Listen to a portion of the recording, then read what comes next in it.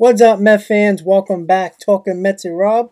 How's everybody doing? Before I get started talking about the Mets possibly signing Kris Bryant to a long-term deal, don't forget, guys, if you enjoyed this video, hit on that like button. If you enjoy my content, want to see more, want to get notified when I post my videos and when I go live, hit on that subscribe button, everybody. You know what to do.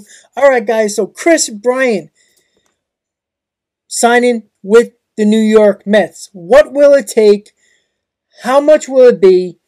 Is it possible? Is there any likelihood that the Mets can spend another $20 to $25 million added to that payroll per year to get the man that I've wanted since last year in Kris Bryant? He is an absolute no-brainer, ladies and gentlemen. Kris Bryant can play all over the field. You need him in left, you need him in center, you need him in right, you need him in second. He can even play shortstop if you need an emergency shortstop. He can definitely play third base. He can even play first base, guys. He is so versatile that no matter the cost, he would be worth it.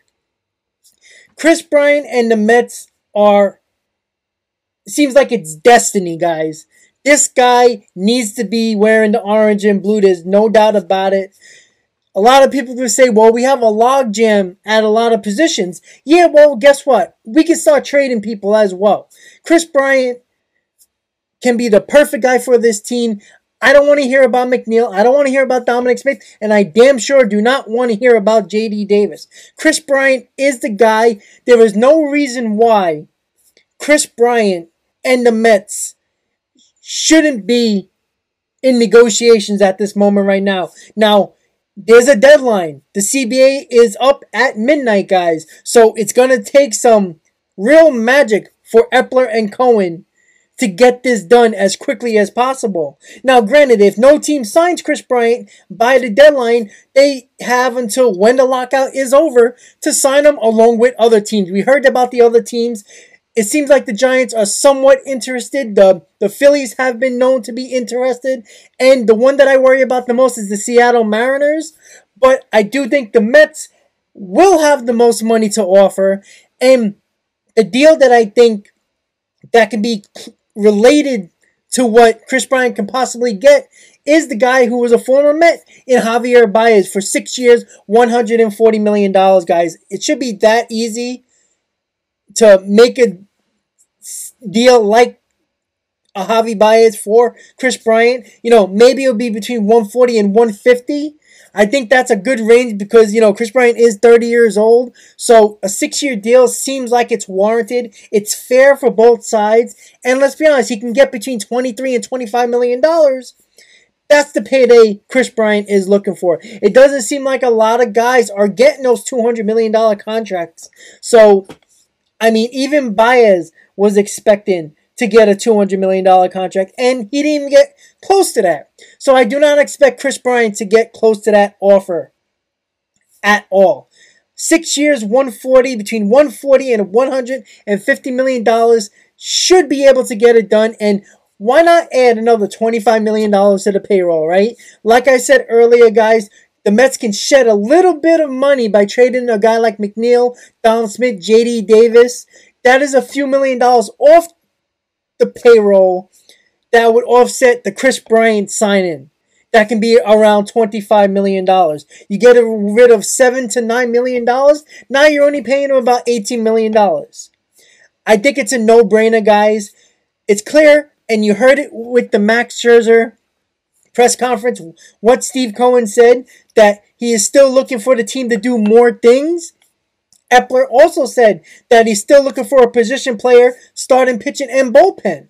Now, if you're thinking about starting position players, where else can they go?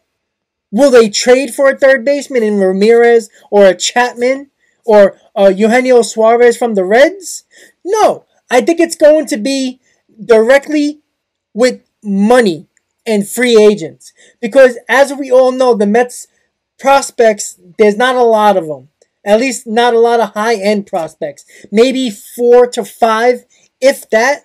And for 3 of them is Mauricio, Beatty, and Alvarez. Those are the 3 that are every team's dream to have, and it's obvious that any trade will involve one of those, or if not two of those guys, and I'm not sure if Epler and Sandy Olson and Steve Cohen will be willing to do that. So what is the one thing the New York Mets have a lot of? That is Steve Cohen's beautiful money, guys. 6 years, $140 million for Bryant. What I want to look at right now is the 2021 stats for Kris Bryant, which is obviously important for me and you guys. In 2021, he had a 3.3 WAR, 513 at-bats. Obviously, this was between the Cubs and the Giants. 136 hits, 25 home runs. He batted .265, 86 runs, 73 RBIs, 10 stolen bases, with an OBP of 353, slugging percentage of 481, OPS of 835, and OPS plus of 124. It's not great, guys. That's obvious, right? But if you look at his numbers in 2021, it's better than basically everybody on the Mets, outside of Pete Alonso and Javi Baez. And guess what? Javier Baez is not here anymore. So Pete Alonso is the only one that has numbers that are better than these numbers. If you throw him in any position, you want to throw him in right field, he has better than numbers than Conforto. Put him in left field, better numbers than Dominic Smith. Put him at third base, a heck of a lot better than J.D. Davis. It's just that simple, guys. You put him at second base, better than Jeff McNeil. It's a no-brainer, guys. If Kris Bryant just puts up these stats in 2021, I'd be happy with it. For a guy who's making $23 to $25 million, I would have no issue with that.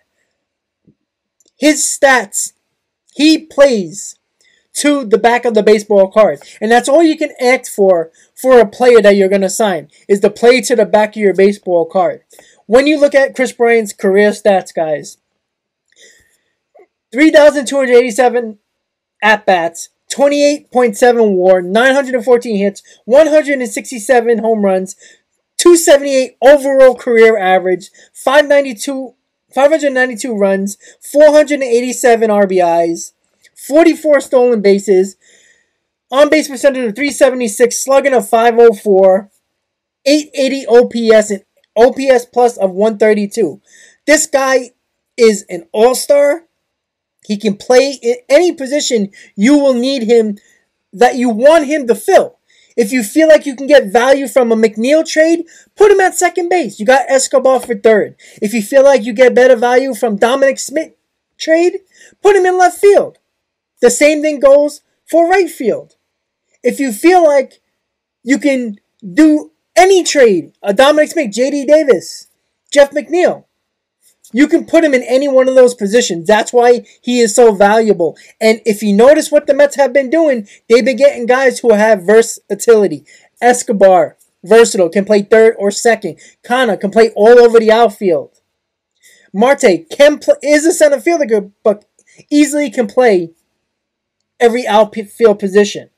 It's that simple, guys. The Mets' versatility is what they're doing, and Kris Bryant will be the biggest player on this team that can be versatile in any position you put him in, guys. Once again, guys, don't forget, guys, if you enjoyed this video, please hit on that like button. If you enjoy all my content, want to see more, want to get notified when I post my videos and when I go live, you guys know what to do.